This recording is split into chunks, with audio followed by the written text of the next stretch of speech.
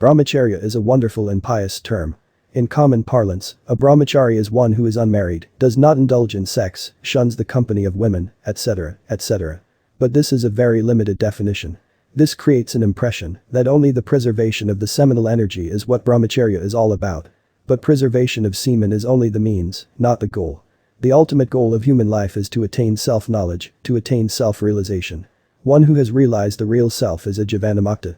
A Jivanamukta is someone who in the Advaita Vedanta philosophy of Hinduism has gained and assimilated infinite and divine knowledge and power and gained complete self-knowledge and self-realization. He is absorbed in the bliss of Brahman, that is, he lives in a state of perennial self-bliss. He expects nothing from the world. He has discovered the fountain of bliss within himself. No more does he depend upon external objects for his happiness.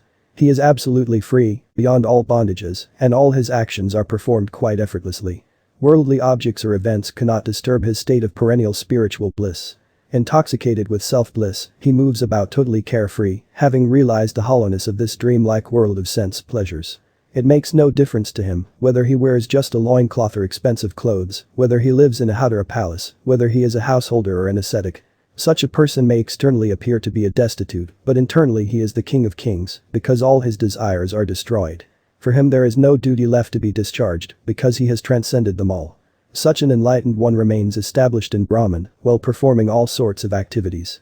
He remains in a natural and uninterrupted state of samadhi, that is, a state of intense concentration achieved through meditation. He is always absorbed in his Brahmic bliss. Technically, Brahmacharya is the conservation of seminal energy. In this context, Brahmacharya is the supreme observance, the supreme penance and the supreme sadhana. The outcome of this sadhana is self-knowledge, self-realization.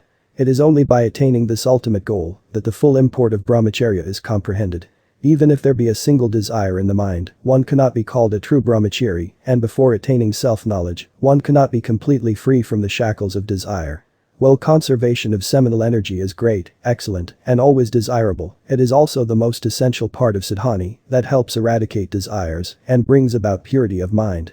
This leads to a healthy and happy life, and finally helps one attain the highest goal of human life, that is, self-realization, or in other words, the supreme bliss.